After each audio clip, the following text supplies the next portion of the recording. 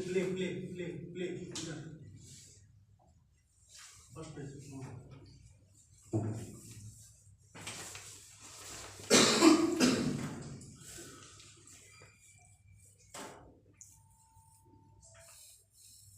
Live করছো?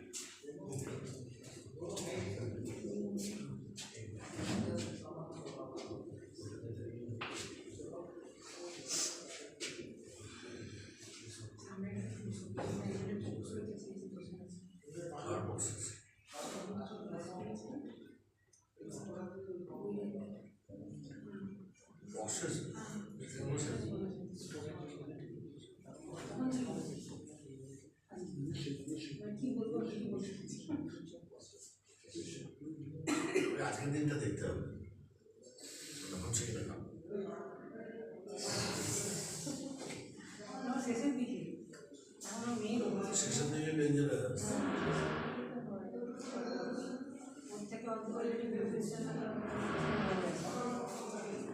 ভালো তো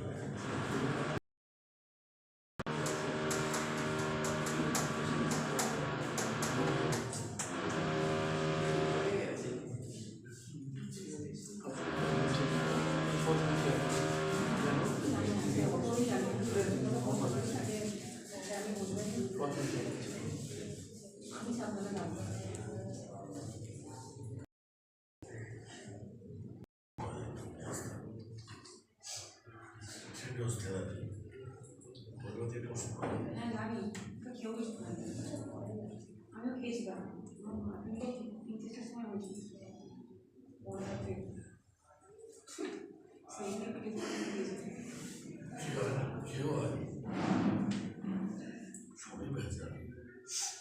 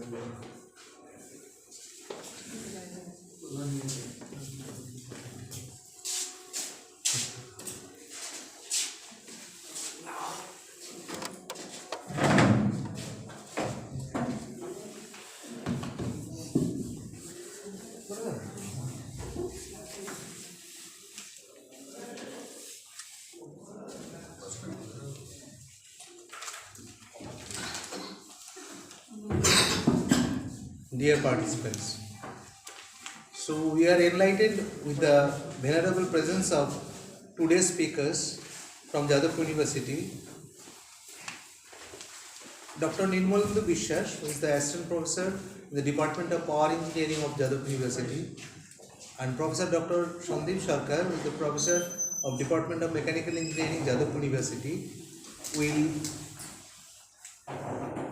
give their deliberations before in these sessions. So let me introduce Professor Dr. Sandeep Sarkar. Dr. Sandeep Sarkar is the Professor of Mechanical Engineering at Jadavpur University, Kolkata. He earned a bachelor degree from IST Shivpur, MTech from IIT Kanpur, and obtained his PhD from IISc Bangalore. All are in mechanical engineering discipline. He has more than 70 peer-reviewed research publications in various international journals of repute and several publications at international conference proceedings. He also authored several book chapters published by various international publishing houses. He has guided several master students and currently guiding few doctoral students. He has more than 8 years of industrial and R&D experiences. He has expertise in computational fluid dynamics, computational heat transfer, and parallel in-house code development. He does research in fluid structure interactions, microfluidics, nanofluidics, multiphase flows and heat transfer, process modeling of steel making and casting. He has established a ACIB funded microfluidic laboratory at the Department of Mechanical Engineering, Jadavpur University. He has carried out SARF funded and industrial funded researches. He is now carrying out DST NSM sponsored project on 3D parallel computations on the FSI research project. So this was the brief introduction of Professor Sandeep Sarkar. Now let me introduce before you Dr. Nirmalendu Biswas, who is an accomplished academic and researcher with a rich background in power and mechanical engineering from Jadavpur University, Kolkata.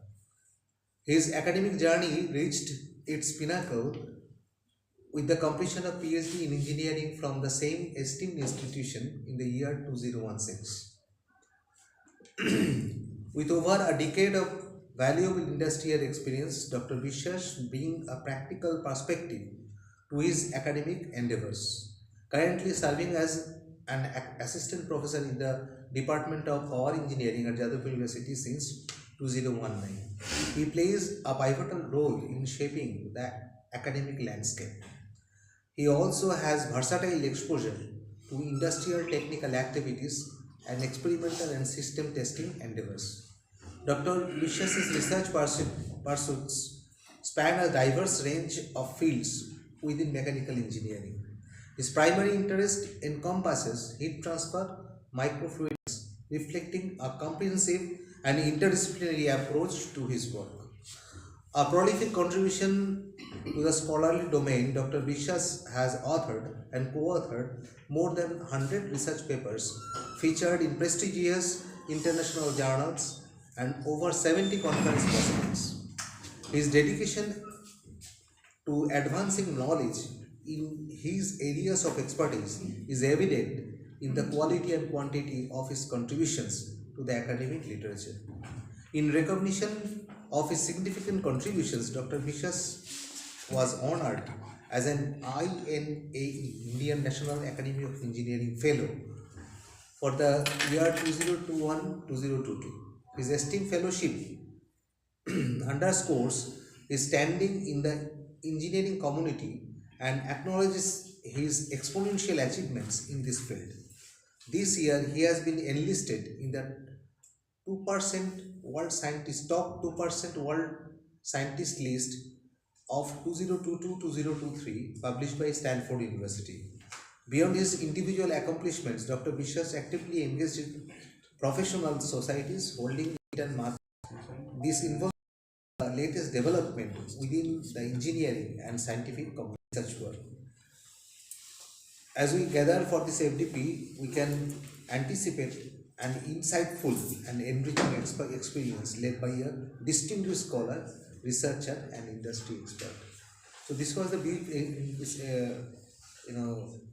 introduction of the two speakers who have come from Jadavpur University to enrich us with their understanding pertinent to the specific theme of the FDP. So before starting the technical session, would like to felicitate my our distinguished speakers, and I will ask Dr. Abhishek Samanto to honor the speakers with Uttariyam. Uttariyam. I will ask Kaish Sharma, a fourth year student of mechanical engineering, to honor the speaker.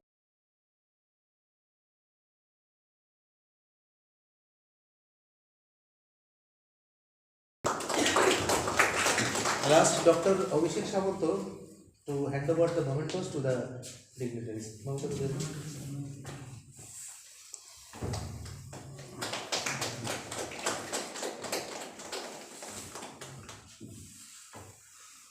Dr. Samanto is the co-coordinator of this FDP program. I will request Professor Dr. Gautam Kumar Ghosh. I will request Professor Devdatta Ghosh, in charge IIPC and Associate Professor of the Department of Instrumentation Engineering, to honor the distinguished speakers with potted plan.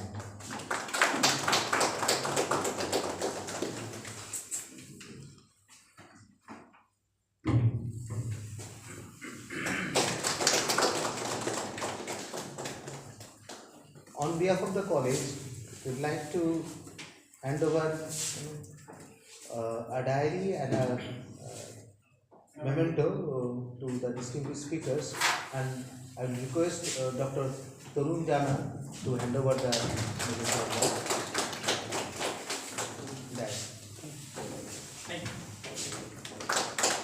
So, our first speaker is Professor Sandip Shankar. Now, sir, stage is yours. Thank you very much.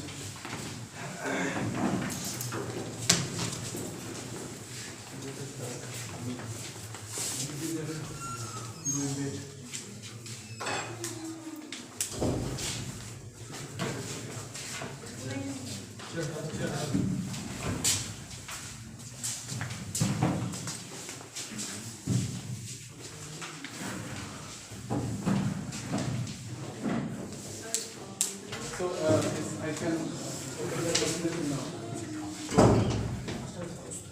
This one, right? Like this. Okay. Fine. So, very good afternoon. Energy perspective. So here actually I want this discussion to be as interactive as possible. I'm not going to detail about so many mathematical stuff because whenever we are talking about this mathematics application, laboratory analytical conversion perspective, there are a lot of mathematics involved. Why? Because in fluid mechanics there are two types of applications. One is theoretical fluid mechanics, another one is experimental fluid mechanics. There actually for the experimental fluid mechanics, part of the experiments, you have a high facility experimental setups available with you. You can do whatever you want with the experimental facilities available. But for the theoretical fluid mechanics, what you want certain steps, certain sorts of governing equations to be solved either by numerical techniques or by analytical techniques. Right. So here in Jadavpur University, in my laboratory actually, we mainly focus on theoretical fluid mechanics. Although we have started experimental fluid mechanics, I'll be showing one video that how one can apply experimental techniques to capture certain aspects of mathematics. Then I'll be showing the later part of this presentation. So here actually I'll be discussing primarily on the theoretical fluid mechanics, where actually one can see how one can apply some theoretical concepts on capturing some level and cheap energy conversion perspectives, and how one can see what are the different objectives of this theoretical aspects of this mathematics and analytics applications. Okay. So before going into energy conversion perspectives, I would like to discuss more on what I call it lab and chip applications. Okay. So I think for this actually what I will be doing, I shall be going to the next presentation, not like this presentation. So what I will be doing, closing. No.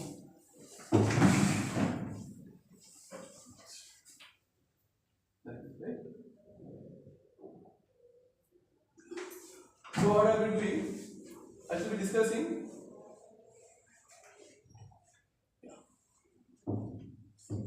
So yes. Leveraging perspective. So why leveraging? What is the leveraging? Like what do you mean by leveraging? So there are a lot of discussions.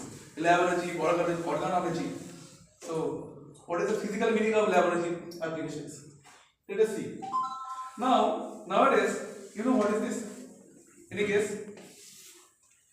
Nowadays, kidney problem is it is becoming a pandemic.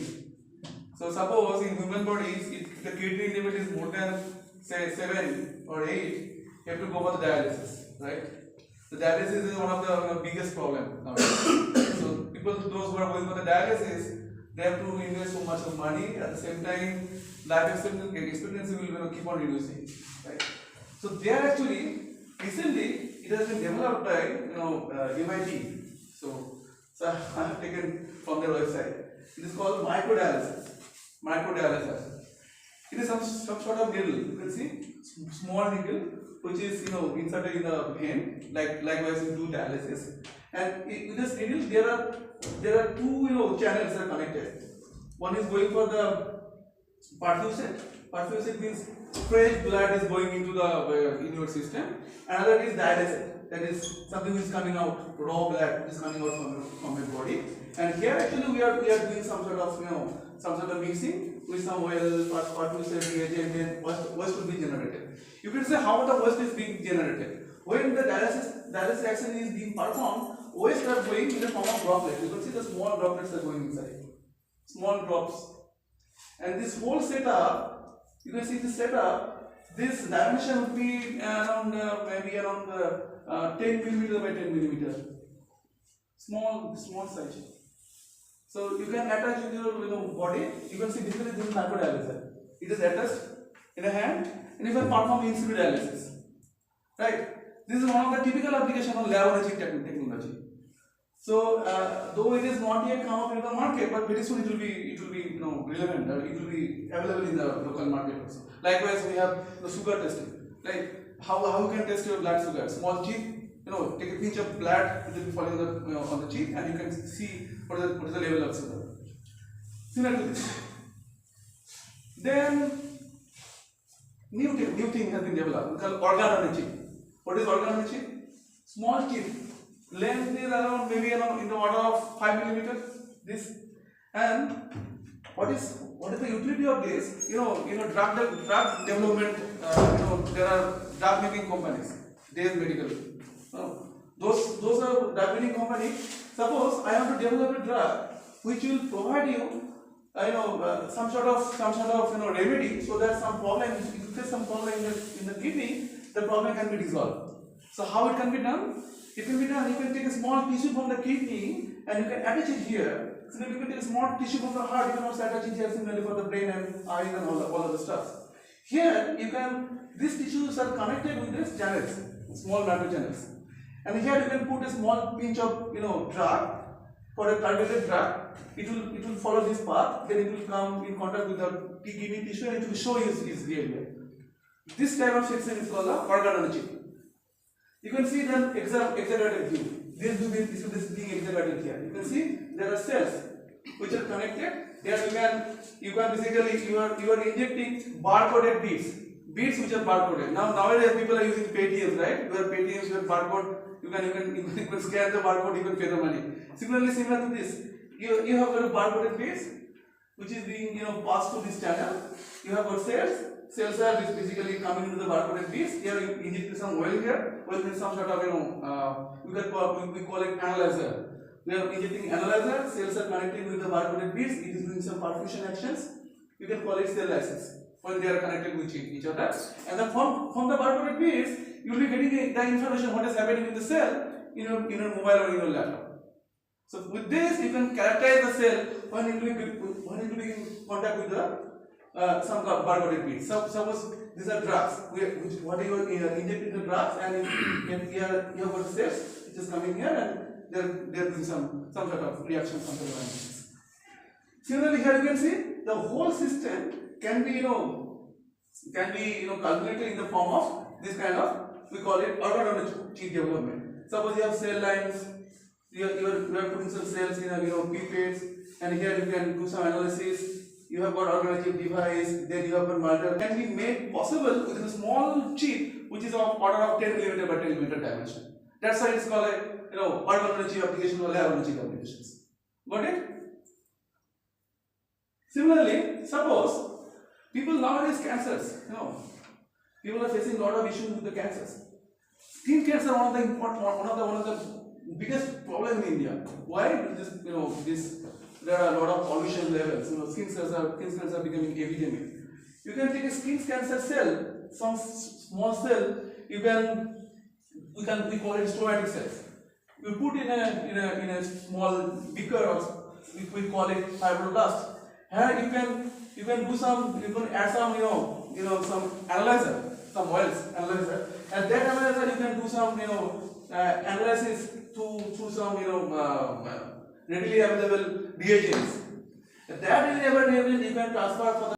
If you have got some problem, then 4 or 5 or 10 tests. So for performing those tests, it may take maybe 15 days or more than sometimes maybe more than 1 month, right? So if you have this kind of human on a chip development, suppose you can get those cells available with you.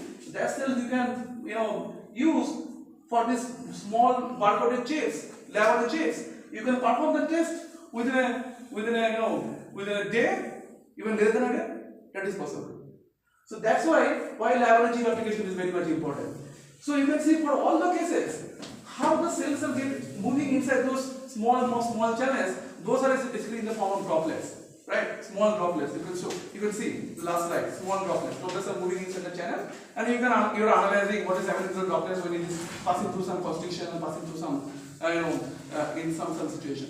So for analyzing those kind of situation, you have to perform some physical analysis, right? From physical analysis, suppose some droplet which is passing through some channel, whose diameter is less than a micrometer. Sometimes let us say 10 nanometer, or maybe in the order of maybe say 10 micrometer. Those ranges. So what will happen to those droplets when it will be passing through those channels at a particular velocity?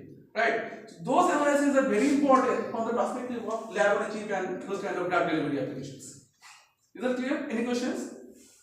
Fine. Okay. Then that's why we have intended to analyze what will be happening to the train of droplets. Droplets means human blood. Human blood is basically nothing but a non-Newtonian fluid. We call it non-Newtonian fluid because human blood has got some non-Newtonian characteristics. Right. So that's why we call it non-Newtonian polar droplets. Polar means non-Newtonian droplets because human blood is a non-Newtonian fluid. It does not operate a Newtonian fluid mechanics as it is. It requires some sort of modeling approach to analyze what will happen when there is non-Newtonian characteristics inside the fluid. We call it, there are certain models available, how to model those droplets. So there are maybe plenty of models available. We call some model basically we call it Maxwell model. Then there are models called PTT model. There are so many models available. But mostly from fundamental perspective, if you analyze those kind of situation, Paula model is very much very popular for those typical analysis. So here actually what I have done here actually, we have done some analysis where some droplet which is moving through the channel, and when the droplet characteristic is non-Newtonian characteristics, how the droplet is behaving inside the channel. This is the typical situation. Here you can see this is the droplet which is moving through some channel, micro channel, okay, small channel, small microchannel diameter, and finally it is going through a situation where there is a corrugation in the channel. You can see the corrugation. This kind of corrugation surface. Now you may ask me why I have chosen this corrugated geometry. Instead of that, I could have analyzed the droplet which is simply passing through this micro channel. Or is it relevant with the corrugated geometry with a practical application or biological application? Any guess? My question is, I have analyzed the droplet, this droplet which is having non-Newtonian characteristic, and it is passing through this channel at a particular velocity. Now instead of that, instead of straight micro channel, I have considered some droplet which is passing through a channel which has got some corrugation. Right? This is a corrugation. Now what is the relevance of this corrugation for the biological application? Any idea or any thought? How many of you heard the cholesterol problem? What is the meaning of cholesterol problem? Blood cholesterol. What is the meaning of blood cholesterol? You have a blood vessel and there is a segregation of fat inside the blood vessel. Right? Can you relate to this kind of situation here? This is the fat which is getting segregated here. Right? So this is the cholesterol which is getting segregated here. This is your vein. Right? So your blood is moving. Right? Now what we have done? We have infused some droplet, we have infused some drug through this. Now you have to understand when it is moving through this kind of corrugation, when it is, suppose you have infused some drug in your body, suppose you have got a cholesterol build up in a blood vessel, what will happen there? This kind of corrugation will be present. When the droplet will be moving through the corrugation, then what will be its characteristic, what will be the characteristic behavior, that is what I wanted to understand. This is a typical motivation I am doing this study. Now you can correlate that this problem has got a direct consequence with the biological application or laboratory development. Got it? Is that clear? Now let us see, if you have to understand this situation, what we have done actually, we have done that this is a straight microchannel which is attached to the corrugation, this kind of corrugation, and here actually we are injecting powder fluid which is basically generating small droplets. Small droplets, continuously generating small droplets. And from this side we are injecting silicon. Injecting the small droplet which is going inside this. So silicon will basically in your primary phase, and the drug, the droplet which you are injecting into your body, which will be acting as secondary phase. Got it? So these are the droplets which are injected. So you have considered the periodic corrugation, which periodicity or W. W basically is small with a situation. Now we are some mathematical model to understand when a droplet will move through this channel and how it will behave under different situations. Okay. So one question. Yes. Our blood vessels are similar to this corrugated shape. Not exactly. Achha. It may be different. So for the ease of mathematical analysis, for the ease of modeling, we have considered some idealization. That's why.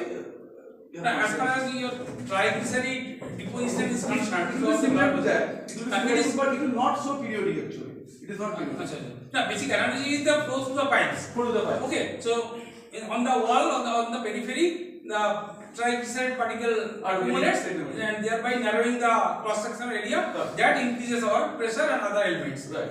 So in this corrugated geometry, is it implied to flare up or to increase the cross-sectional area of our blood vessel? Right. Possibly.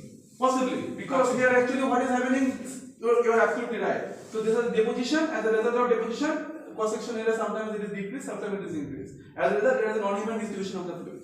So then in that situation, if you inject the drug, then what will happen under different situation, that is still try to understand from this analysis.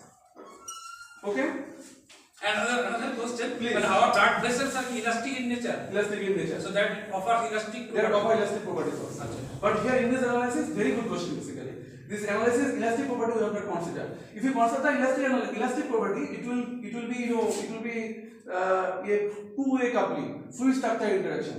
Blood is interacting with your blood vessels, then it will impose some pressure on the fluid. Then there will be both way interaction. So that kind of complexity we have not considered in this analysis. Very good question. Now again, if you want to analyze the situation, you have some governing equation. You just consider this is a momentum equation and this is a volume of fluid equation. Volume of fluid because we are injecting some bubbles, some droplets, and it is moving through. And if you want to analyze the droplet, how we can model it? We can call it a volume of fluid method. Similar momentum equation for the fluid flow, volume of fluid equation for the droplets, and some other volume of fluid properties. And here, since we have considered non-Newtonian fluid, so we have also introduced a term we call it strain rate tensor. So it is not so complex. Strain rate tensor is nothing but we are introducing non-Newtonian properties of the fluid flow equations, so that you can model what will happen if we change the fluid characteristics. That's it. And also some of the parameters for AFS is the surface tension, because when the droplet is moving in a fluid domain, the fluid domain will offer some surface tension effect to the droplets. Now, how they are interacting, that can be modeled with the surface tension force term. So we can skip. So then actually we have considered, so this is not coming properly. We have seen this is a numerical method, computational fluid dynamics method. So we have done some pre-processing, made sensitivity analysis. We have considered some properties of the different phases.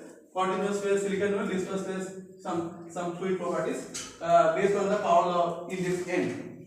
Here one thing I think most of you have been doing that. So if the value is less than the value of n, because you can see in the previous slide here physically we have considered the fluid viscosity is a function of power law n to the power n minus 1. If n is less than 1, we call it shear thinning fluid. Shear thinning fluid. Like typical example of the shear thinning fluid, maybe your kerosene. If n is more than 1, we call it shear thickening fluid. Honey. So these are typical examples. If n equals to 1, we call it Newtonian fluid, water. Fine. So these are the typical properties we have considered. Then for development of numerical model, again, since this is a mathematical model, or you can say this is a theoretical fluid mechanics, we have considered theoretical model here. So we have compared our result with the result, because for any kind of modeling, if you want to do some modeling, you have to compare your result with the existing literature data or experimental data. So whether your results are actually predicting what is available in the experimental domain, or if you can perform some experiment and that experimental data, you can compare with the mathematical model. So performing experiment, that kind of setup we do not have, because that requires some sophistication. So what we have done basically, we have obtained some experimental result which is available in the literature, and we have considered that result and we have compared that data with our data, and found that the reasonable match. Similarly, also we have done some hysteresis. What is hysteresis? I will tell you later on. So this is a droplet length to droplet diameter. How they are interacting with each other for the accelerating and decelerating flow. That this kind of close match we have got. What is accelerating? What is decelerating? I will be telling you shortly. It is very easy. You can understand it very easily. Then I am going to show some animation. This might be interesting to you. First one is, since this is a mathematical modeling, we need to come up with some non-dimensional numbers. For example, there is a number in fluid mechanics called Reynolds number. This is a very popular number. What is the significance of Reynolds number? It will tell you laminar to turbulent condition, or when the fluid will be laminar to turbulent. In this multi-phase flow, but droplet fluid mechanics, droplet dynamics, there is a number called capillary number. What is the capillary number? Same, very easy. Capillary number is basically a ratio of viscous force to the surface tension force. If the capillary number is very high, your viscous force is very high. If your capillary number is low, your surface tension is very high. Got it? And there are other parameters, we call it power law index parameter, n equal to 0.7. So here actually what I have done, how the droplet is moving inside this corrugation that I have shown here for different power law indices. First one is for capital number 0.33 and n is varied for, first figure is for n equal to 0.7, second figure is for n equal to 1 and third figure is for n equal to 1.3. So shear thinning, Newtonian and shear thickening. All those three categories, how the droplet behaves, that I have shown in this animation. I think that it will play. See, it is not playing properly, but you can see this is how it is behaving. You can see there is an elongation. Your drag is getting elongated at the throat, and when it is coming at the pore, it is not. It is becoming a circular shell. For if you reduce the capillary number, in this case, what is happening? Your surface tension force is becoming high, and your viscous force is becoming low because capillary number is getting reduced. See this video, how it is behaving? Not coming. Okay, cannot play this video. And third is for low capillary number. For n equal to 0.7, n equal to 1, and n equal to 1.3. See how it is behaving. See, this is problem with this. And now you can see right? A little bit of. So see these are the three situations where if you change your if you change your capillary number, if you change your non-linear power law index, how the drag will change, the drag will behave under different situations that I have tried to show in this video.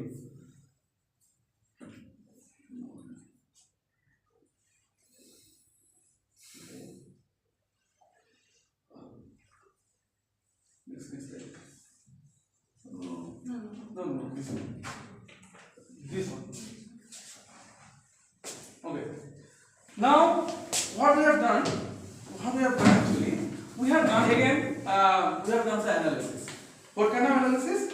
Kind of analysis basically we try to understand what will happen when the droplet will move through this corrugation, where there is a development of cholesterol, you can call it. So there are certain terminologies I am telling you. This is the droplet length, I have named it as A. Okay.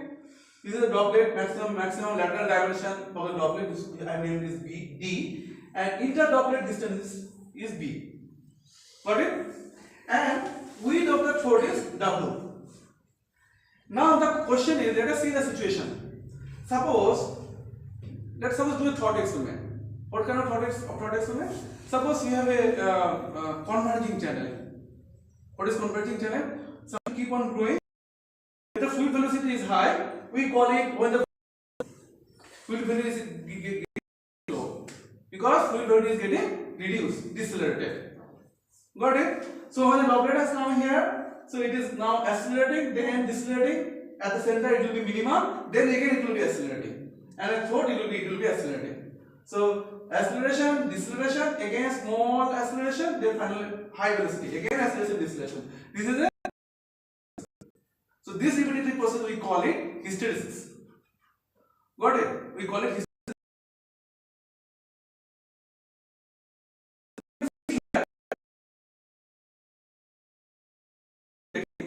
So we have to understand trajectory. All of you know what is trajectory.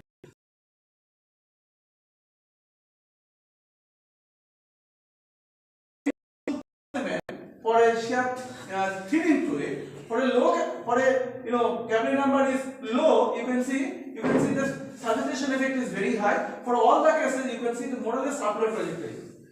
But here in the throat there is some deformation, but more or less circular trajectory. But when capillary number is high, then when the saturation effect is low, viscous effect is high, you can see there is a deformation. It is deviation from the circular trajectory. That means, what is the physical significance? If you inject a drug, it does not necessary that it will always follow its same trajectory. It will depend on how much the corrugation or how much your cholesterol deposition in the blood vessel. Your deposition is very high, it may deviate from the circular trajectory. Why is it important? It is important because perfusion of the drug with the blood is very important. If it does not perfusion, If trajectory is circular, perfection is very good. If the trajectory is elongated, if perfection is not good. Okay, so that kind of information you can get from this analysis. Similarly, for shear thinning fluid n equals to 1.3, you can see for both of the cases you are getting similar kind of observations, right? Then instead of collocation, yes, since he told that velocity comes down, there is a convergence, then divergence.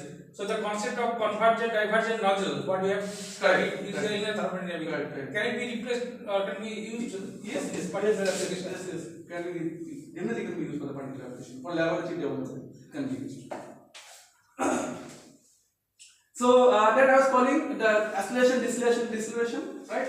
So you can see this is the throat location, and this is the pore location, throat and pore.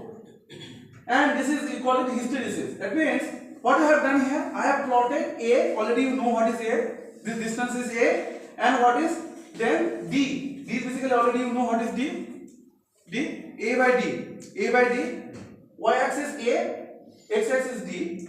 I have plotted A by A with D, and I have plotted how the droplet behaves under different situations with the time. You can see for all the cases, for decelerating flow, suppose capillary number is 0.08, when the capillary number is low, substitution is very high. In that case, for the decelerating flow, you can see it is keep on going at the port. Then again it is going back for the accelerating flow. It is just similarly taking a continuous trajectory. For when capillary number 0.33, that means when the effect of viscosity is very high, viscous effect is very high. You can see this kind of trajectory you have got. What is happening? The trajectory is getting flipped at the port. Suppose when the droplet is coming from the throat to the port, at the throat it is getting elongated. Velocity is minimum. Then it will start again acceleration. When it will be going to the next throat. So this kind of phenomenon you can capture through this. This is typical loop. We call it hysteresis loop. So for all the cases, for all the gravity application, you are bound to form this kind of hysteresis loop. So then you may ask me what is the typical application of the hysteresis loop? It's just to analyze the situation when there is a development in droplet and how it is behaving under different parameter space. Here actually what I have done actually AP is droplet perimeter droplet. So you can calculate droplet perimeter and you can see how it is varying with the capillary number. So this is the idea and how it is varying the capillary number for different non-Newtonian fluid indices. Shear thinning, Newtonian and shear thickening. For all the cases you can see it is following a straight line, linear straight line. Perimeter is more or less constant. It does not change much. But what will happen if we see its inclination of the hysteresis for this case, you can call it y bar. I have plotted as a y bar. Y bar with the capillary number, the inclination how it is inclinated considering pore as the fulcrum. You can see for all the cases, it is following a typical straight line. You know what is the typical meaning of this? It is inclination of hysteresis is following typical straight line from the biological application, or for example any kind of human body application. Basically that means you are, no matter what kind of drug you are injecting your body, you are bound to get this kind of behavior. That's why there is always a linear relation. Okay? Similarly, here you can see for the low capillary number, more or less flat. Then you are increasing the capillary number. We have also plotted overall droplet perimeter. For example, for capillary number is very small. Let us say capillary number 0.33. Reducing, then it is keeping increasing, and again it is reducing, increasing, then it is increasing. It undergoes certain transition. When it is at the throat, its shape becomes rectangular. Okay? Then slightly when it is entering into the pore, from rectangular it transitions into a trapezoidal shape. Then at the center, circular. Then when it will come again to the accelerating flow, it will be becoming a conical shape.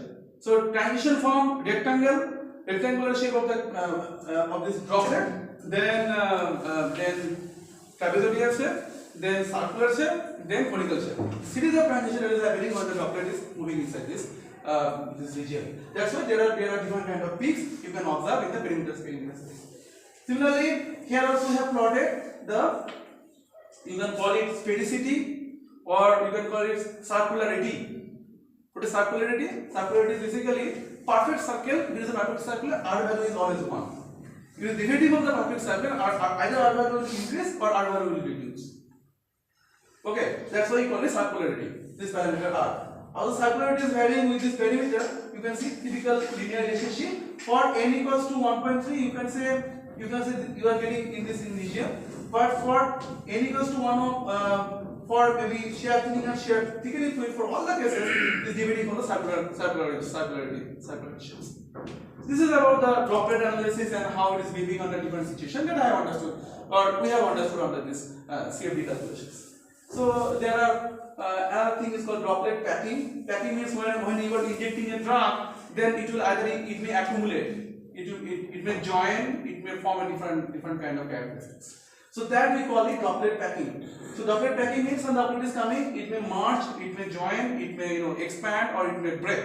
Under if your constriction side is low or constriction is high, we call it droplet packing. So we have defined some of this parameter. A max is basically transverse length maximum, and D max is your vertical length. So if you plot D max versus A max, you are getting two deformation regimes. How the drug will get deformated.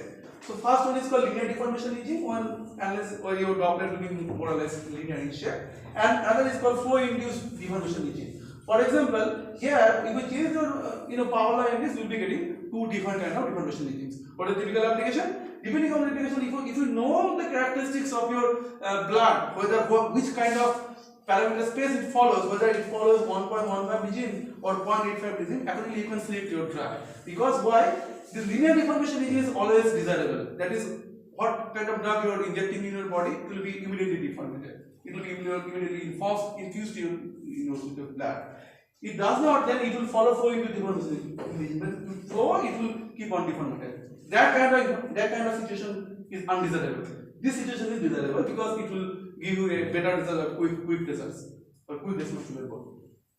And we have done some droplet velocity. So we have calculated front and back and how droplet velocity is varying under different condition. Here UR is your front velocity, F, and UR is the back velocity. And if you calculate front and back velocity, how it is varying under different corrugated channel section, you can get this kind of situation or this kind of situation. Okay. So this is another droplet analysis. Now I am going to tell you one thing that probably you must have going to tell. So what I am going to show you, I am going to show you another interesting situation that is called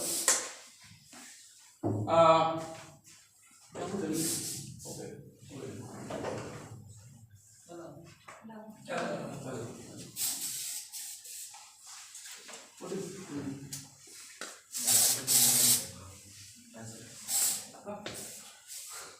what is the coming?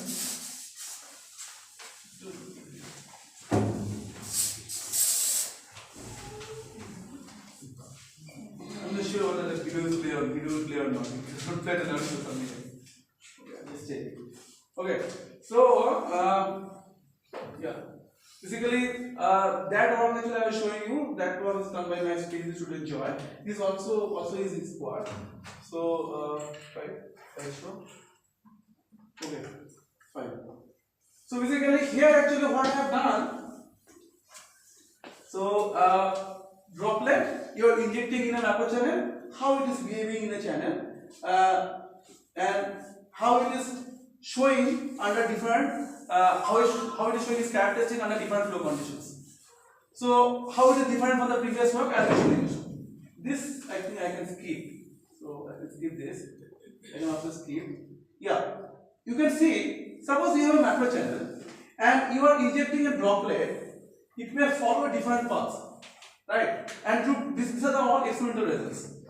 These are not my results. These are taken from the literature. You can see that one can basically manipulate the droplet characteristics. One can essentially manipulate the drug characteristics if you choose your nano channel or if you choose your drug delivery device judiciously. So here you can see, you can just inject the droplets and how the droplet is basically behaving under different situation. That I have shown here. You can see the droplet is, we have injected the droplet, you can show it is following this path and so. And also you can generate so many droplets. And what is the importance? The importance for the mixing of the droplets with the fluid. Suppose I think when all of you may know how the oil, apart from the biological applications, I am just telling you some industrial applications. Suppose how the oil is getting extracted from the earth. You know how the oil is getting extracted. High pressure water is being injected, and from the high pressurized water, oil is getting one can inject the oil. Right? This is the oil recovery kind of situation. Similarly, if you have a well basin, then if you inject some kind of fluid, the high pressurized water, and how you can manipulate the oil droplets so that you can get a proper capture of the oils from the basin. Discuss fingering, that is extracting with the oil. Then what will happen? There will be interfacial instability. You can discuss fingering. Similar situation also may also happen. You can see that suppose there are oil droplets, you are injecting high pressurized water, then what will happen? It will go inside and it will extract the oil from the basin and it will come to the oil storage device. Similarly, so what is the need of droplet breakup? You can see first we are going to generate the droplet, this kind of experimental situation. Then again droplet may come and that may get merged, and you can generate series of droplets. So all this different situation depends on one important parameter. Already you know, that is the capillary number. So how your viscous force is dominating your surface tension force, or maybe in the other way, or surface tension force is dominating the viscous force. The relative dominance between these two parameters. It will tell you what kind of breakup you may get from this typical analysis. So you can show typical breakup dynamics, and here to model this situation again I have considered a typical case. This is we call it T channel, small channel, and there is another channel. Here from here I am injecting a droplet and it is going inside and it is moving both of the direction. Okay, something like droplet injection kind of situation. We are injecting a droplet, it is coming here, it is going in this side and in this side. And whether the droplet will go this side or this side, it will depend upon a particular parameter. Again, I call it capillary number. If we will change the capillary number, total dynamics will be changed. Now, how it will change, I will show you in the form of a video. This is a governing equation you may skip. Similar equation, mass conservation equation and momentum conservation equation, and another equation for the droplet dynamics to capture. You call it phase field equation. This is a very popular equation. The entire modeling we have done by using COMSOL. COMSOL is a software through which we have that software we have used and we have done this analysis. And now I am showing you some again dimension communication. I can skip this. Not required basically, already know. So I have again done some model validation. So that is basically we are matching with our data which is available in the literature, and we have done some bits and limits sensitivity analysis for different cases, and we find that it is fine. For ARCN is the current number is the thickness of the minimum thickness of the grid that I have used for this analysis. So you can see this is the parameter that I have considered. Actually, I have to show you the video. Yes, I think it will play. And viscosity fluid, maybe if it is water, is 50. So this is the situation I have considered. Now see the breakup mechanism. I think this will come. Yeah. In the first case, you can see when the capillary number is 0.01, it is coming, it is getting breaked up. It is not breaking up, it is staying in forever actually. Then it will slowly move in the other direction. You can see, I am injecting droplet, now it is staying here, then it is moving in the other direction. Now it will block this path. Second case,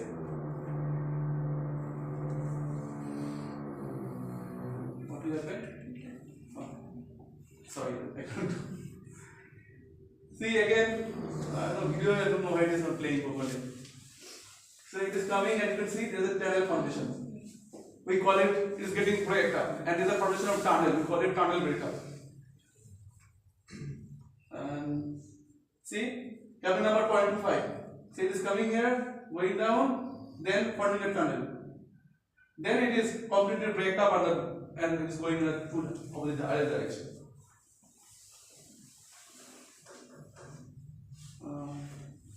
This is the problem with this.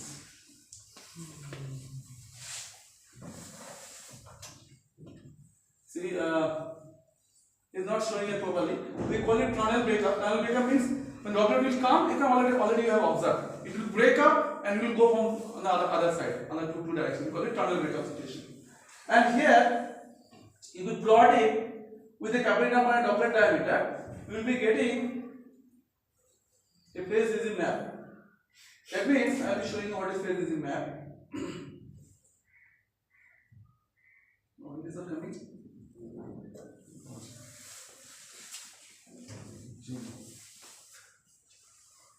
Struggle a bit.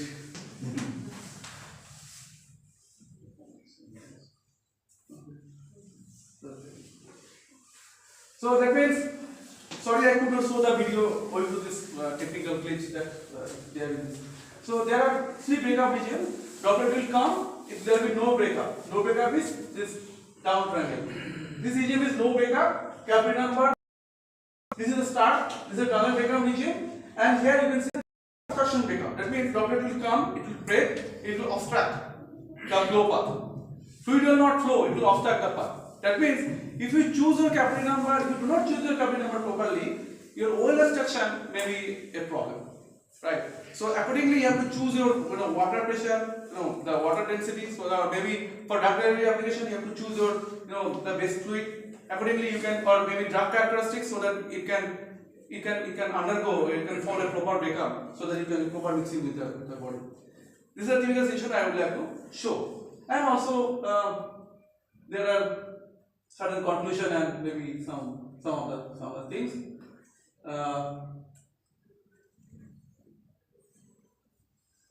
These are the things I have got, and now I am to show you. Several time, right? Okay. I will show you something else.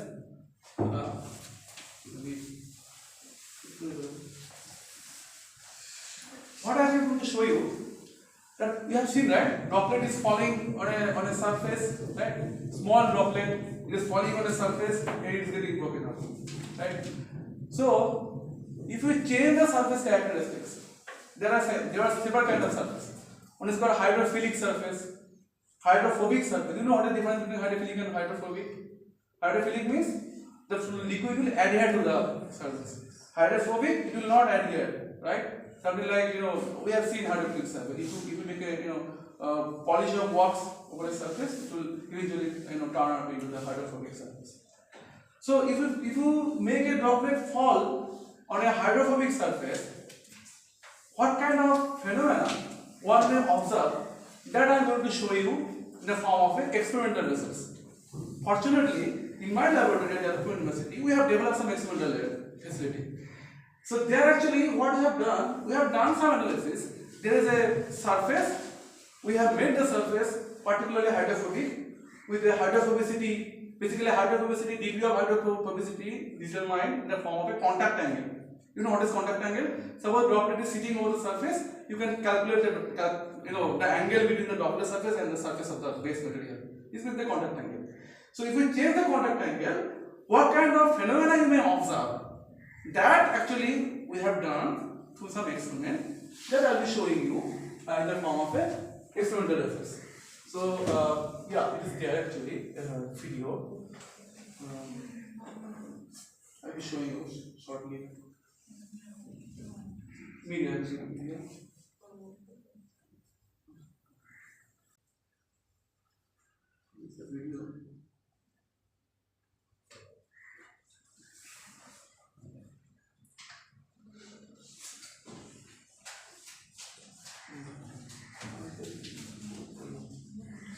Just a minute, let me just find out the video.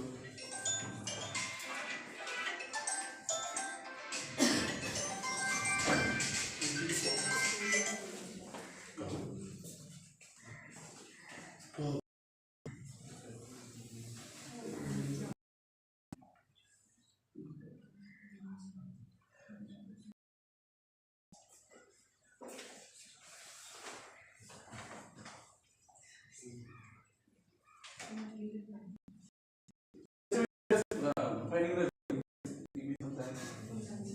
should have shown actually.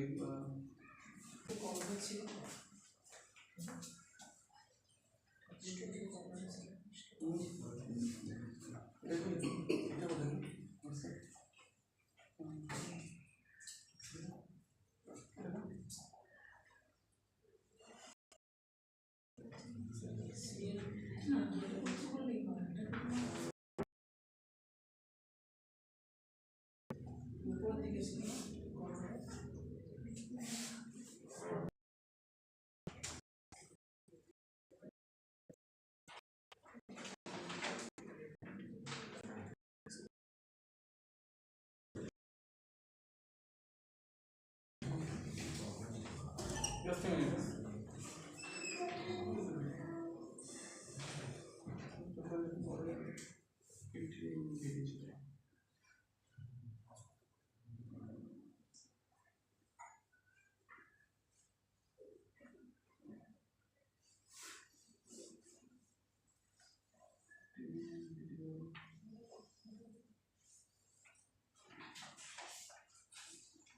No, it's not very good.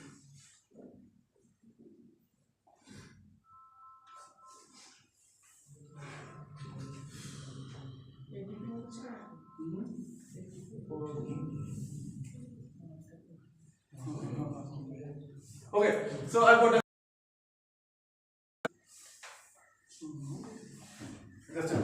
I'm just telling you. So this is a droplet. This is a droplet injector. This video is done in 9,000 frame. In a second, I have captured 9,000 photos, something like that. So what I have done, you can see this is a hydrophobic surface that is created in my laboratory, and there actually I am injecting a droplet from a particular height.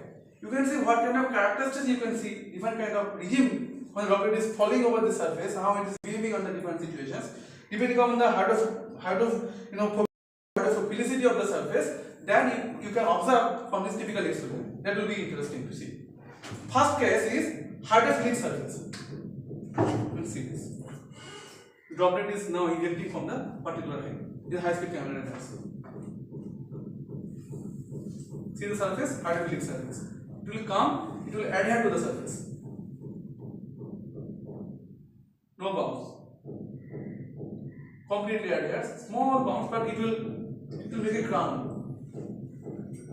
Now I will change the surface characteristics. This is a typical job surface that we have developed in our laboratory. Then it will be stable. Then you will start super hydrophobic surface. Contact angle is more than 120 degrees. Super hydrophobic surface, because the droplet is falling, it will bounce basically.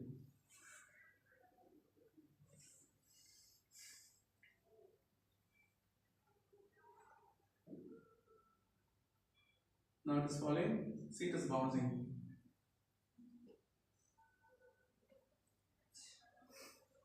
Fully rebound, or fully bound is in.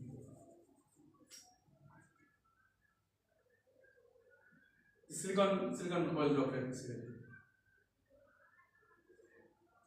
Then we will change the hydrophobicity of the surface. Then we will see another kind of interesting observation. We will observe.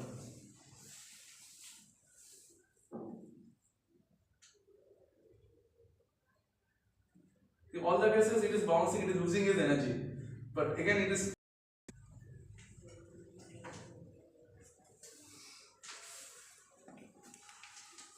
Then, super hydrophobic surface, same super hydrophobic surface. Here, actually, again, what we have done actually, we have increased the contact angle.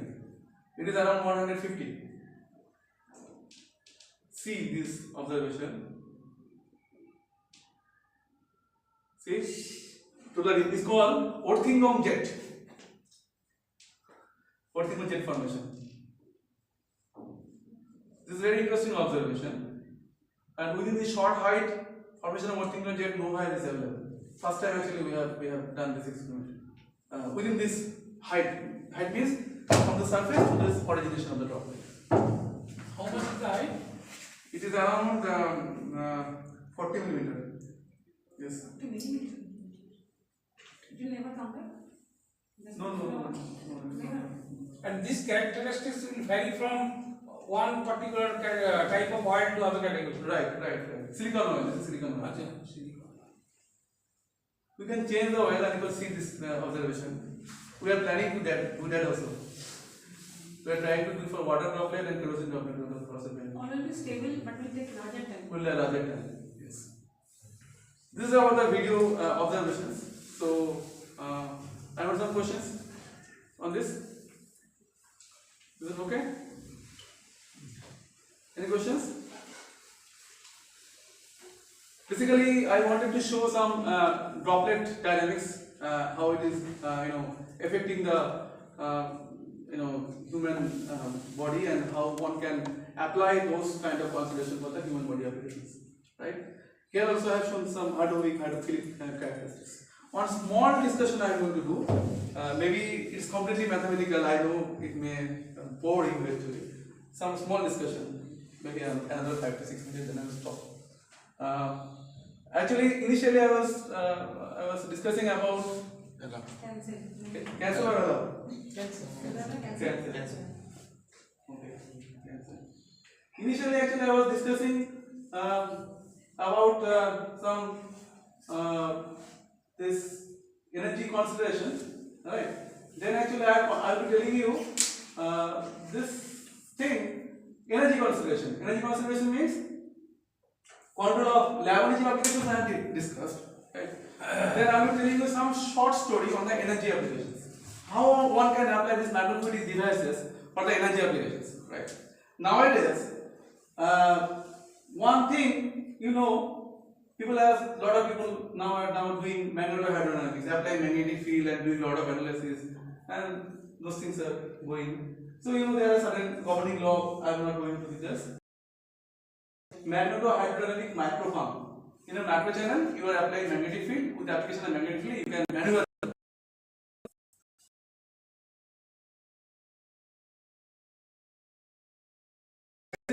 You can apply this kind of electric. You can adapt some electric wires in a macro channel. You can try. You can understand how we can enhance or decrease the flow rate, the drug delivery flow. Initially, basically, what I actually during my first phase of experimental studies, I tried to understand if you have a ferrofluid droplet is made of ferrofluids, that is fluid where the iron particles are inside. If you apply a magnetic field, iron particle can be droplet with the iron particles, it can move forward or backward. You can generate a pumping action. So we tried it basically. That experiment did not went well, but still, I can tell you that this is one of the important area one can study how one can apply this kind of magnetic field for the droplet generation and also at the same time, enhancement in the flow, flow enhancement, or you can call it how one can increase the flow rate. You can call it magnetohydrodynamic micropumps. And also micropump for drug delivery. This thing actually it was developed around 2012. So you can see here, say we have a macro pump, small pump, maybe length is around say around 4 centimeter, small size pump. They are actually magnetic field are imbibed, and with the magnetic field for different frequencies or different frequencies of the applied current from which you can generate a magnetic field, you can enhance the or you can decrease the flow rate, and you can maneuver the pressure through the fluid is flowing inside the macro pumps. So what is the utility? Utility is basically if you have a macro pump, again for drug delivery application, the macro pump can be attached with your body, small size. You can infuse the drug without having an external involvement. Suppose you are very high precision force. Suppose those are cancer patients, those are very health hazarding patients. You have to infuse the drug with a very small low velocity. Say maybe 2 State I apply this, use this this small macro pump for the drug delivery applications. Here also you can see there are certain development of smart sensor. These things already all of you may know. They have developed this sensor for COVID testing. COVID testing protocol. It has come in Professor Kumachakoti and their group. Also, they have developed dengue virus detection through origami-based paper-based polymer macrofluidics device. So some paper, origami shaped paper, they are impeding some droplets. You can characterize what is happening on the dengue virus inside, and accordingly you can characterize whether you have H1N1, this is called dengue virus, that you can detect in situ. It may take maybe within 5 or 6 minutes. You can detect immediately. Those kind of applications you can have like drug delivery. So here actually we have done some analysis. There actually what we have done, I can tell you, these are the some scales where you can see for all the scales. In general, for example, you have a bulk scale where the length scale is order of say 100 millimeter or so. You have a fluid flow kind of situation. If you see what is happening near to the wall, when the scale is order of 100 micrometer, there will be a formation of charged particle. Right? Suppose the fluid, suppose you have a pipe whose diameter is let us say half inch small PVC pipe. Right? The fluid is flowing. Now, if you reduce or if you see what is happening at the wall of the pipe, which is where the fluid is flowing, near to the wall, if you measure, if you have a nanovoltmeter, you can see there will be generation of charge, or you can say there is some charge particle here near to the wall. And this charge particle and the fluid which is flowing inside this forms a small, this kind of potential distribution is called electrical double layer. Near to the wall, you have a ions which are attached to the surface, and as we go away from the surface, there will be a ions which is moving inside the bulk fluid flow. And as a result, there will be a potential difference which will be creating inside the channel, and this potential is called electrical double layer. And this potential difference or this potential can be modeled through a equation. It's called Poisson-Boltzmann equation, sometimes called PV equation. So this kind of electrical double layer and its direct consequence with the macrofluidics is immense, because for all the macrofluidics applications, so some of you may be interested in doing some theoretical analysis on the macrofluidics, you have to consider this electrical double layer and corresponding theoretical analysis. So here we have done actually basically we have done some macro channel. Here actually we have applied some magnetic field and some double layer formation, and with this actually we have done some theoretical analysis. I am not going into details. Energy equation we have solved some fluid. Found that one can maneuver the fluid. Suppose that means if you have a magnetic field which is being applied here, and you can see magnetic field can be characterized in a long-dimensional number. It's called a Hartmann number. That means if your Hartmann number is very high, you are applying high magnetic field. If your Hartmann number is low, you are applying low magnetic field. So for all those cases, you can see if you increase the magnetic field, your fluid flow is getting jammed. That means your fluid flow you can control. This has an application at all our, maybe you can see some of you may be knowing that there are a lot of problems. For example, in steel making industry, one of the important issues is how we can increase the cleanliness of the steel. So there are a lot of impurities inside the steel, and those of fluoride, accordingly you can maneuver the corresponding energy conversion. That means how much, suppose fluid that is going inside the macro channel, and how much pressure drop or enhancement in the pressure drop you can maneuver through this magnetic field, that you can do. These are primary purposes of showing you equation that we have solved here. These are the equations we have solved, and you can capture this kind of velocity, and if you have energy equation, you can capture what the temperature distribution is in that equation. Okay? Any questions? Okay. So thank you very much for your attention.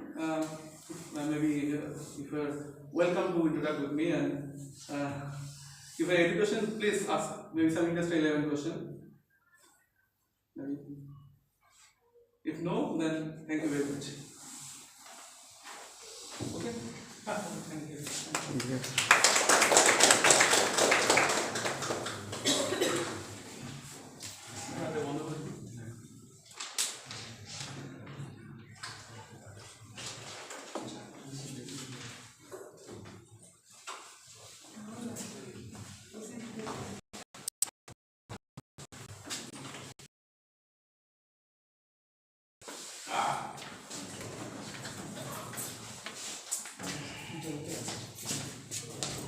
just information this এই আমাদের একটা medical সায়েন্সে কি আমরা conventionally medical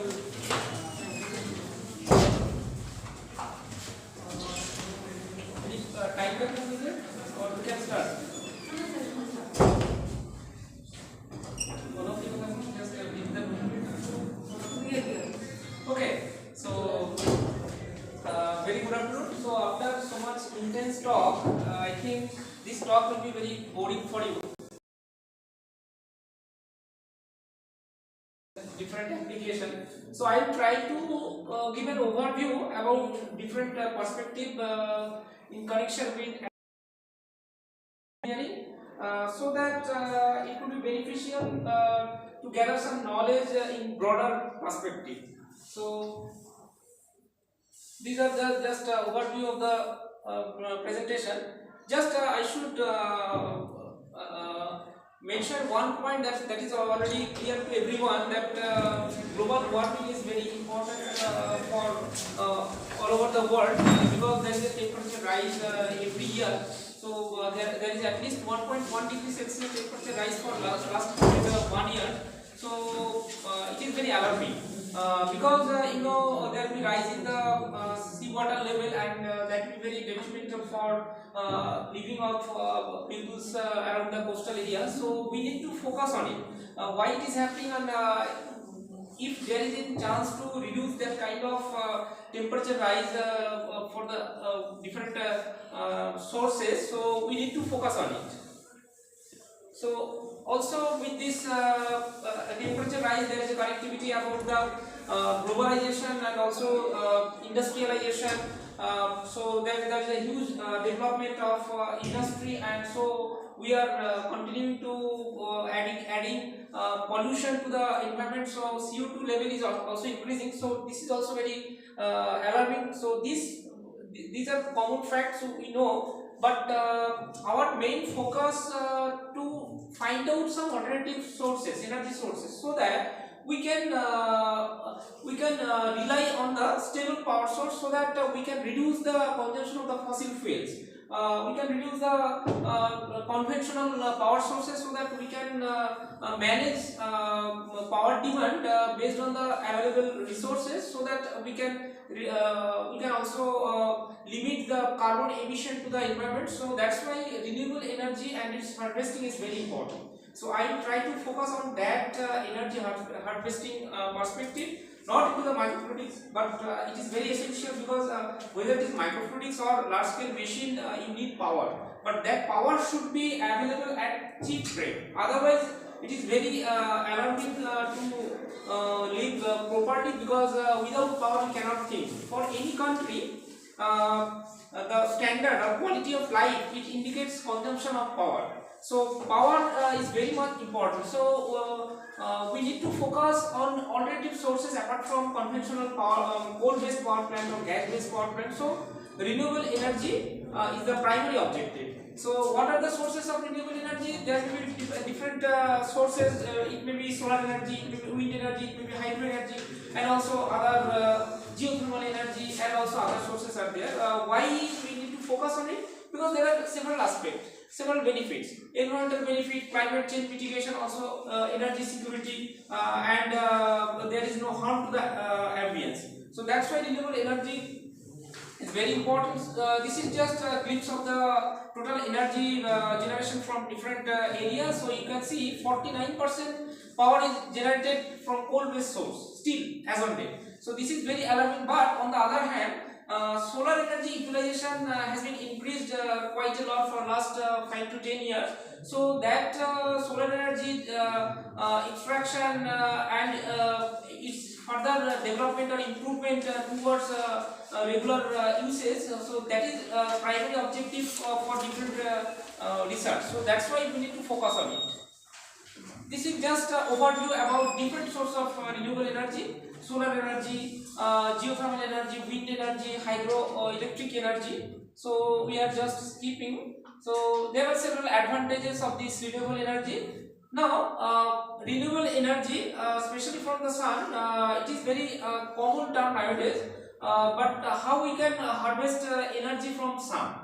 This is very challenging term. We know the PV panel, photovoltaic panel are there. So using the photovoltaic panel, we can extract electrical energy from direct solar irradiation. But conversion of this solar irradiation into electricity, it is not so easy task. It is very challenging task because the conversion rate is not so easy. How much solar irradiation you are getting it is not constant throughout the daytime. It is varying every time, every day. So this is not sustainable source of power supply. So we need to think about the alternatives, how we can get the energy from solar energy. Although solar PV cell, solar fuel, solar chimney power plant, that means by using the buoyancy effect, you can you can utilize some solar turbine, air turbine, by which you can generate some power. So that is solar chimney power plant. That is also another area of power generation, but that is not so popular. But we need to think some alternative so that this the energy from sun we can extract, and that energy could be transformed into different forms, whether it is heat energy or whether it is for room heating ventilation or whether it is for electric generation. We need to think of. But conventional thing, you know, rooftop solar water heater, it is very conventional. Flat photovoltaic cell and also the concentrated solar tower, all these things are conventionally available, and power generation or hot water production, it is conventional in various industrial as well as domestic applications.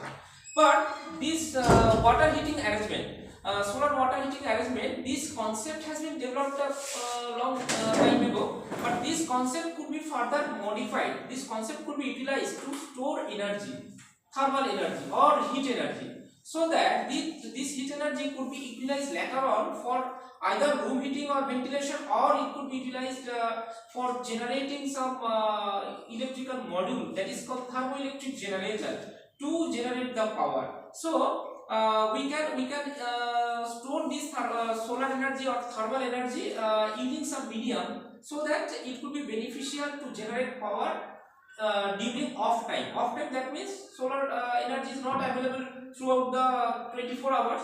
Even also the solar irradiation is not fixed every time. So we can use some secondary means, so that this energy could be stored and it could be utilized for the power generation or other purpose. So there is also another technique, that is called heat pipe. This heat pipe is very popular in different applications, starting from electrical cooling to large scale industrial cooling. So heat pipe is very to extract the heat. You know, basically this is a vacuum tube, and there will be another metallic tube. At one side, the heat could be absorbed by this metallic wick, and this could be released the heat on the other side by solar cycle of heat rejection. This is just overview. And this is concentrated solar thermal power plant, which is very popular for large scale power generation. Even also in India, in some area, this kind of compact concentrated solar thermal power plant has been installed, and they are working for generation of power. All these things are very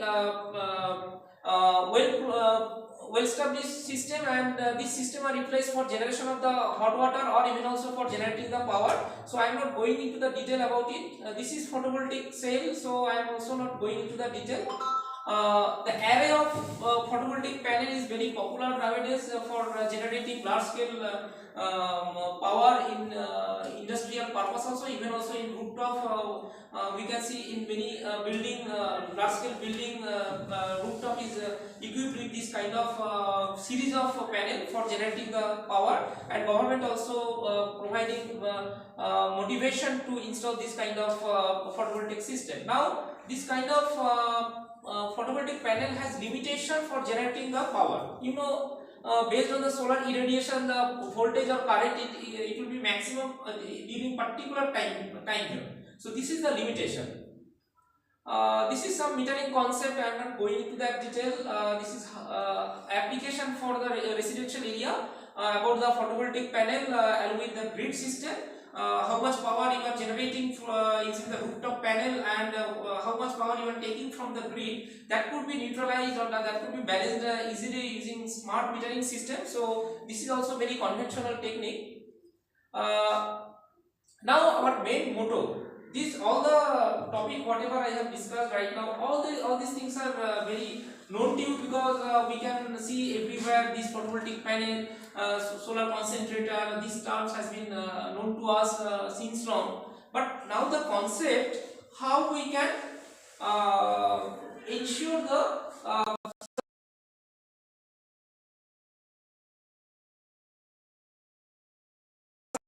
solar energy during daytime, but that energy should be stored in a specific manner so that that energy could be utilized further.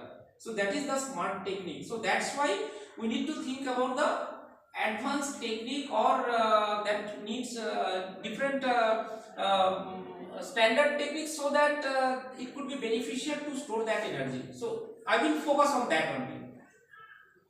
So this is basically energy storage system. So this energy storage system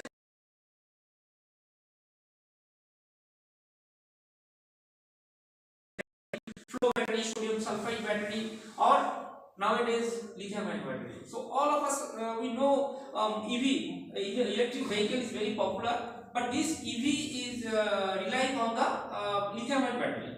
So lithium ion battery have one problem is about its charging and discharging rate. So it generates heat. So that battery management is also another problem. So why I am discussing this part? Because this battery, when it will charge or discharge, during both phase it will generate heat. So that heat is just wasting. We are generating electricity, and that electricity is consumed by the electronic gadget or any electrothermal system. But all the system it's consuming power, but it also generates some waste heat. So that is a loss. We need to limit the loss. Whether this heat could be utilized or this heat could be stored in a precise manner so that that heat could be utilized for other purpose, so that this heat could be utilized even also for some heating purpose or some other smart application. The details about this battery system.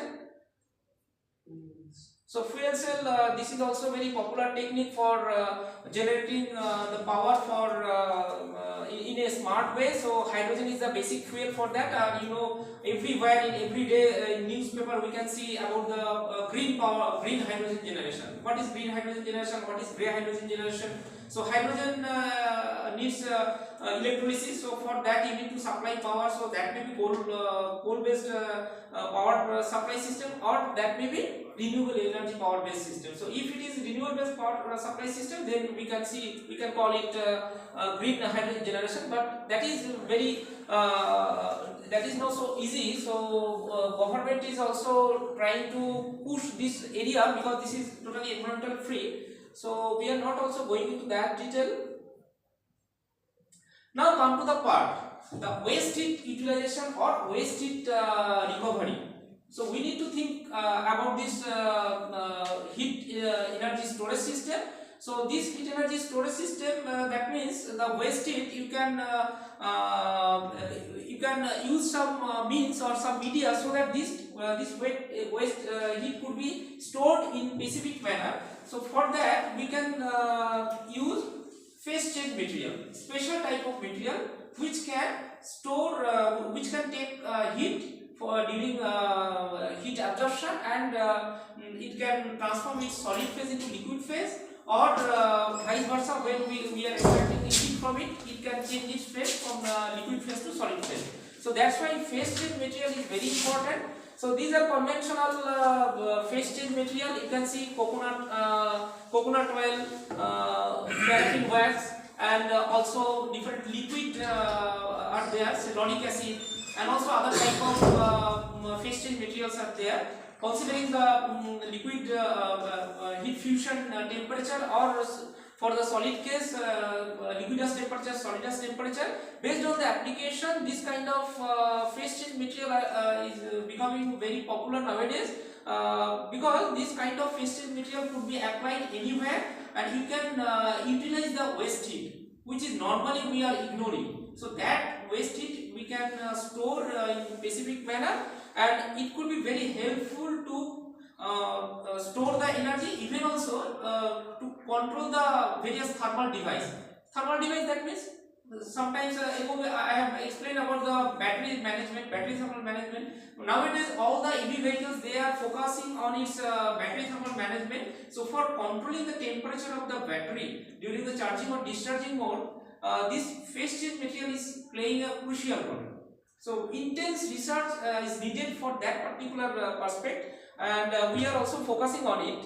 So this is just a glimpse about the phase change material, different types of phase change material, organic phase change material, inorganic phase change material, eutectic type material, and its diverse fields of application. You can see, starting from electronic device cooling up to biomedical system, everywhere we can find the application of this phase change material. So this is just a basic idea how the phase change material is working. During initial stage, it is just absorbing the heat as a sensible heat, and then it is absorbing the latent heat. For you can think about the reverse process. If you are extracting heat, then it will go back to the solid phase. So this is the cyclic process. And why it is needed? You can see, during the daytime we can store the energy, and during the night time we can extract or utilize that energy to specific application, and then the process could be a cyclic process. Directly we can utilize this phase change material in any thermal system or any device. Even also we can encapsulate this phase change material. Encapsulated means with using some polymer materials, we can store the phase change material inside the polymer shell, and we can utilize this encapsulated phase material in smaller different laboratories. This phase change material basically it should have specific characteristic. It should not deteriorate its chemical quality. Some phase change material could be available in market.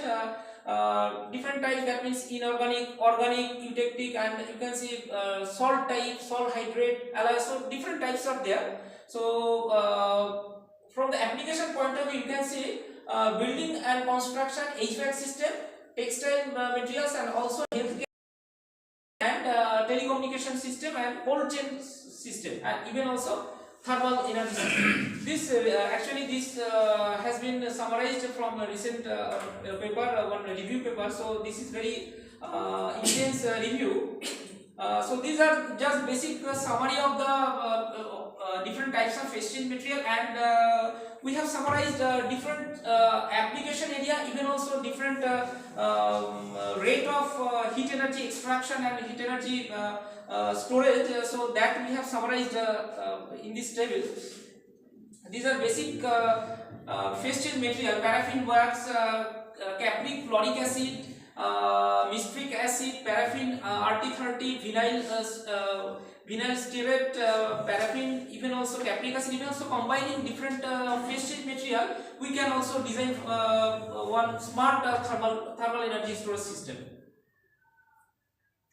And one of the major disadvantages of this kind of phase change material is the poor thermal conductivity, because most of the phase change material which are available commercially, it have very less thermal conductivity. So various researchers, they have tried to improve the thermal conductivity of the phase change material, considering different geometry modification. That means adopting some kind of fin application or extended surface application, or we can sort of smaller size of that is for conductivity, it could be increased. Even also some metallic foam, it could be utilized for increasing the thermal conductivity. Even also nano encapsulation is also another technique for increasing the thermal conductivity. This is just a brief overview of about the nano encapsulation. This is very complicated technique, but nowadays most that could be that gap could be refilled with the help of nanoparticle. So nanoparticle is taking a big role for enhancing the thermal conductivity of this kind of system. Now from the application point of view, we can see, as I have mentioned, the thermal energy storage it it have a practical application, and also thermoelectric that is during the daytime, even also some heat sink where the heat is install some take module. So we using that take module we can generate power. So this PCM is playing the crucial role because we are taking the heat from waste heat, we are storing in PCM, and also there is a heat sink. So between these two thermal temperature gradient, we can utilize the take module. So this is very helpful for generating the power. And also this PV module already we know, and using they are using hollow bricks.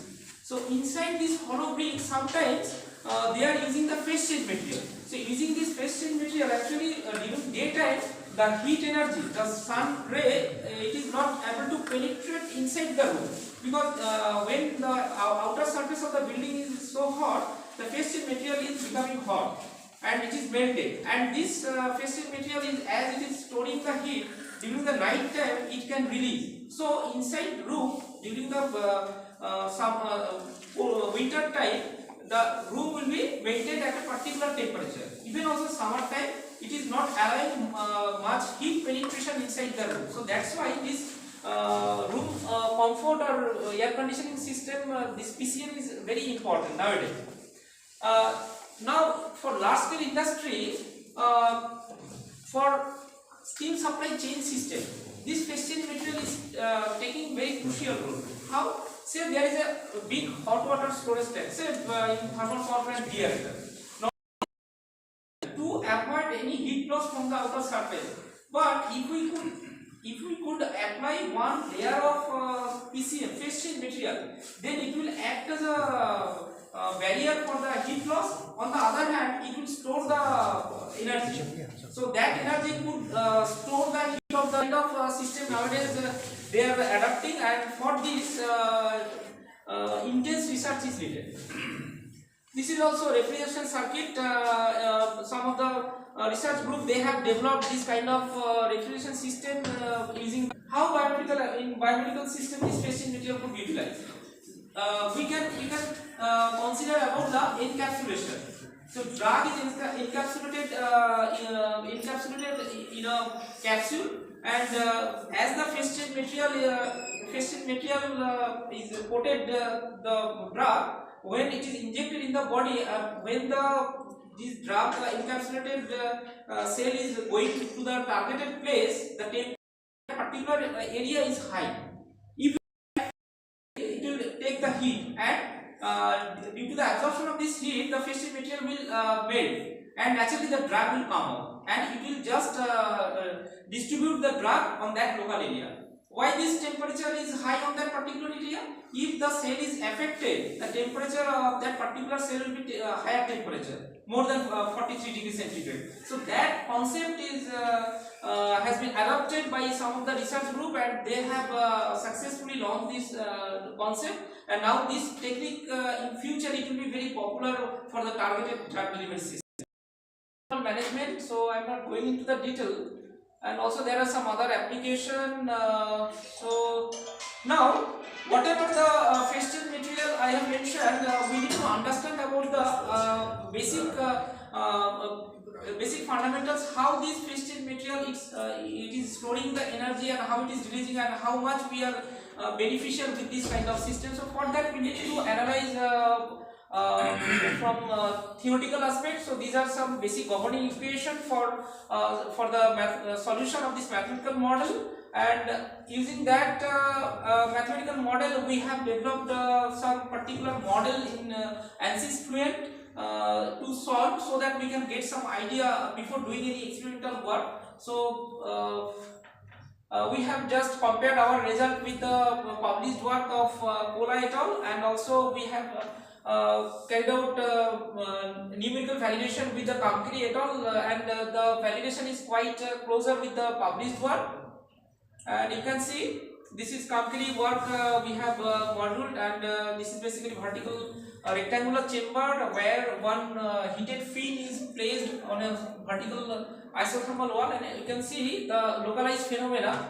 how the solid PCM is changing its phase into liquid phase. And you can see with this heat transfer, the solid PCM is changing into liquid phase, and you can see localized phenomena how it is complicated.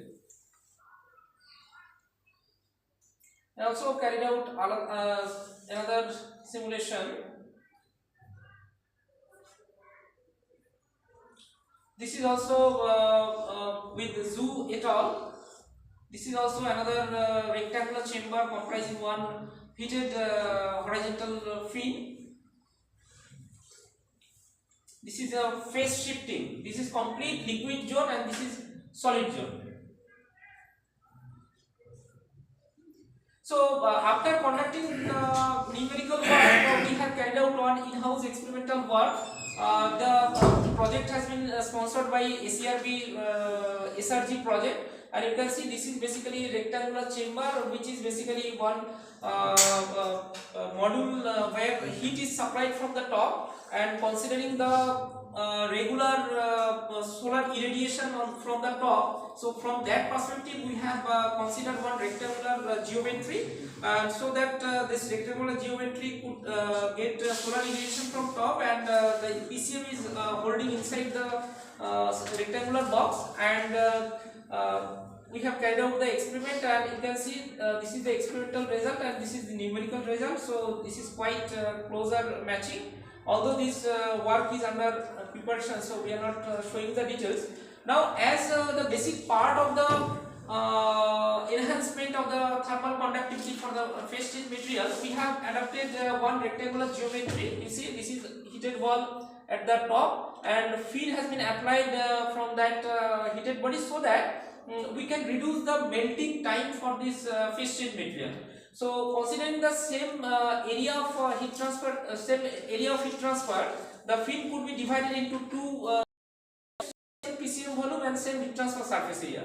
And finally, we have observed that with the more number of fin, that means double fin. When we are using the double fin, the heat transfer is much more. So your melting is quite faster. You see, without fin, this is the curve without fin, and with fin, this is comparatively faster. But when the fin is divided into two, the blue line, it is faster. That means for the same PCM volume, whenever we are adopting more surface area, melting time is very less, which is very desirable, because all these phase change material contained device, it needs very fast response. Fast response, that means it should store the energy very fast at a very faster rate, and also release the heat at a very faster rate. So with this field, if we can mix nanoparticle with the phase change material, then it could be further enhancement. So that work is under progress. We are not showing here because this is under one project. So you can see the fast melting rate with the increase in number of the fins, we can see the average melting rate is quite faster. So this is just overall control. You can see streamlined with the liquid fraction. You can see so much complicated localized cell formation, and you see there is a grid formation of the localized convection cell.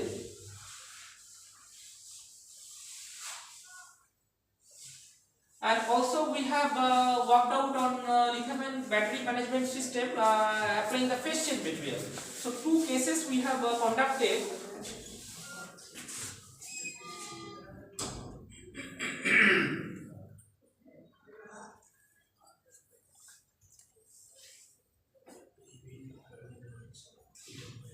Okay, before going into the detail about the lithium-ion battery, why the lithium-ion battery is so much alarming? You see, this is just one sample cases.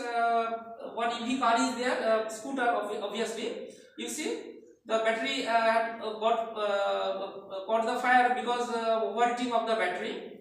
If the battery is discharging is very fast, then its heat generation will be much more. So naturally the battery module will go under fire. So that's why we have tried to take up the problem about the battery thermal management system. So for that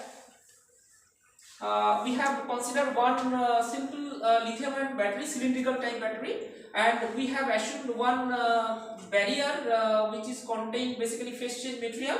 So we have just defined aspect ratio, that AR, that is small d by capital D, that means battery diameter to the PCM diameter, and we have fixed the velocity, inlet velocity at 0.002 to 0.02. So this battery module along with the PCM container is contained in a horizontal channel. So we have evaluated whether the diameter increment or decrement is beneficial for this battery module or not. So we have just cross checked, and you can see whenever the battery module diameter is increasing,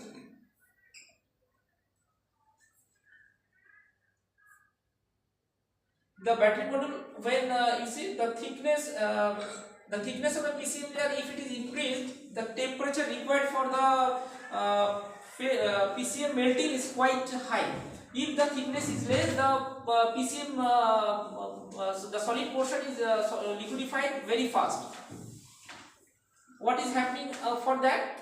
We can see from the liquid fraction with various temperature. You can see the black line, it is black line, actually this is black line, and 0.6 air, that means thicker PCM layer. If the PCM layer is thick, the PCM layer is very thick.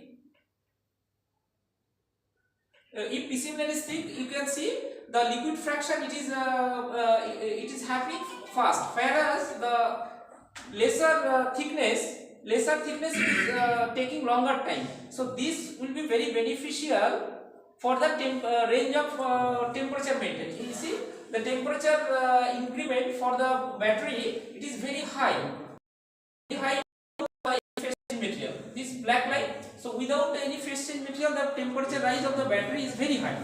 So we need to limit this temperature of the battery. So with the help of PCM, we can see we can limit the temperature. If the temperature is 430 and above, the battery may go after thermal runaway. So we have to limit that. So we have worked out on that, and you see this is the temperature contour. After that experiment, we have tried to improve the model. So we have considered conducting barrier surrounding this PCM. Whether this conducting barrier, whether it is beneficial or not, we have checked, and we have seen the aspect ratio 0.4. It is very beneficial. 0.4, we can see the temperature of the battery cell, it is limited, and without PCM, you can see the temperature increment is very fast. So with the combination of this conducting barrier and phase change material, we can limit the temperature rise of the battery. So from this study, we have just concluded that the phase change material among the conducting shell, it will be very beneficial for limiting the temperature rise of the battery. So after that, we will try to increase the number of battery module in the channel, so that we can mimic the realistic battery module for EV vehicle. So this is also liquid fraction line. So this is basically our real experimental module about the phase change material. We need to think about the solar irradiation, because as the solar is just moving from one position to another position, so we need to think at what position we can capture solar energy at maximum extent. So this is basically melting performance of phase change material in a oriented rectangular enclosure. So both the experimental and numerical work we have carried out, and you can see the difference about the horizontal and inclined chamber. So horizontal rectangular chamber, it is just changing its phase from solid to liquid is very fast, and if it is more inclined, you can see the time required for complete conversion of phase is quite high. So I am not going into that detail. So this is also another case study, so where we have basically considered rectangular geometry, and one heat transfer carrying fluid carrying domain. So we have incorporated fin. So whether the fin will improve the phase changing process or not, so we have considered that. So shape of the fin we have modified. Whether the two-sided fin is beneficial or not, or it is at the lower position, so we have carried out this analysis, and also we have tried to improve further considering the nanoparticle of the in the phase change material, and we have found when the fins is fitted at the bottom side, and nanoparticle concentration is about 0.1%. So this combination provides the highest enhancement of the thermal energy conversion. So I am not going into the details. So in conclusion, we need to work more and more in this thermal energy storage system, because due to the not feasible with this phase change material, but we need to energy development. This is our undergraduate team and some of the collaborators, Indian and outside India, are there. Just about the basic overview, some of the other ongoing research work about the fluid structure interaction. You can see so much complicated flow physics are there, and also we are carrying out different study in different geometries for considering thermodynamic system. And also we are working on both experimental and numerical work for compact heat exchanger, considering phase change material as a storing medium. So we are working on that, and also we are working on different electroosmotic micromixture for enhancing the micromixing efficiency. Recently we have explored some compound droplet dynamics in confined microchannel under electric field. And also this is another work we are working on basically arthrophoresis risk assessment in human carotid arteries. The work has been recently published. So thank you. Actually I have incorporated so many things to just give an overview. So there are different areas where you can contribute and also you can motivate your students so that they can contribute themselves. So I have just tried to give some overview. If you have any question, you may please ask. So you have shown a lot of application in the refrigeration as far as this PCM is concerned, and what would be the cost part if you replace the conventional refrigerant by this PCMs? Other components will remain same.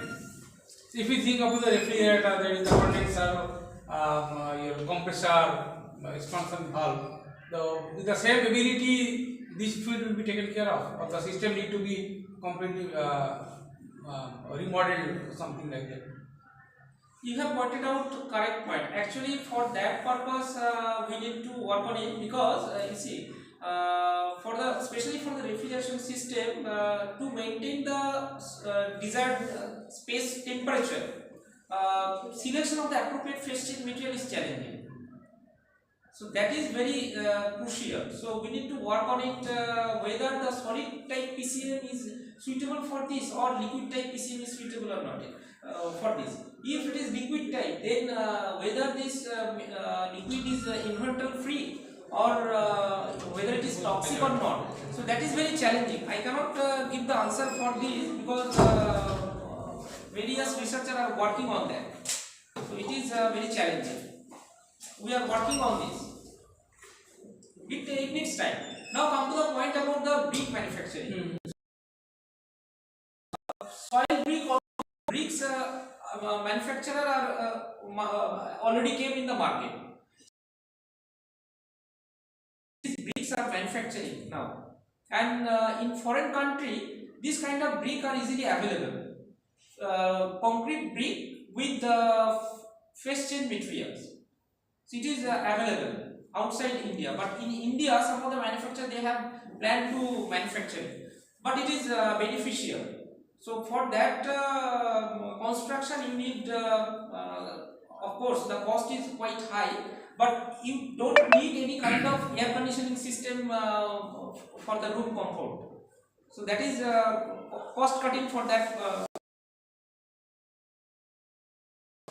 So anyway, we have to work on this more and more so that it could be more commercial and it is cost effective and it can provide sustainable solution. So for the brick, apart from the thermal aspect, as far as the other civil engineering criteria are required, that is its stability, its strength, and its responsiveness or the resistance towards earthquake or some sort of things. Yes. Will it remain same? Or No, it will be these are not definitely- tested. definitely- Only this is the part of the thermal aspect. Yes, yes. Okay. It will be different. But these brick are not solid block. It is hollow. Hollow. It is injected. The PCM It is is hollow. injected. PCM will be injected in block manner, smaller block manner, Achha. and it should have container. It could not be placed open because when it will be melted, it will just loose from that. So that's why it should have specific closed container, container. closed container.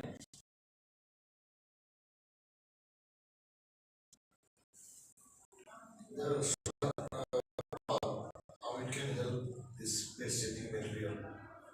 Suppose we have, let's say, 1 kilowatt solar power generation. So in that case, if we incorporate PCM, Yes. technologically how it helps and how cost-wise, how it will go up. Means overall cost. Still utilization of PCM for the conventional utility power generation, it is still expensive. If you can recall about just 5 years ago, power generation from PV panel, it is very expensive. It was. But nowadays it is quite cheap. So we have to work on it more and more so that the efficiency could be increased, so that the cost of generation could be reduced. Means if we have 1 kilowatt solar panel and the associated system, how much bigger, how much investment we require in terms of PCM? No, Roughly. PCM Stores the thermal it will energy. be utilized for storing the thermal energy only. Correct. It Now will reduce the heat loss. afterwards in the night time or in the Yes, evening time, we are going to take that. Exactly so. We are going to use that. So I'm saying, say we have 1 kilowatt installation.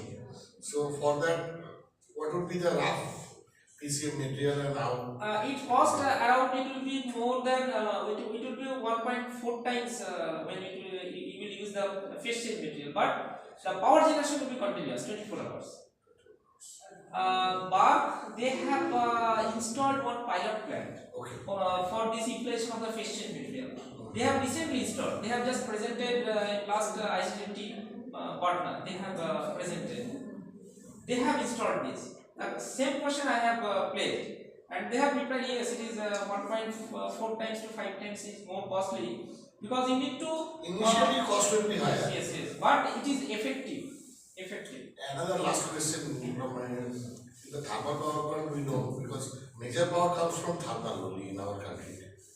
Still, coal-based power plant. Coal-based power plant. And in the coal-based power plant, we know the efficiency cannot go high because of the condensation loss, bending. So, how, if it is possible, I don't know, whether it is possible to use thermal.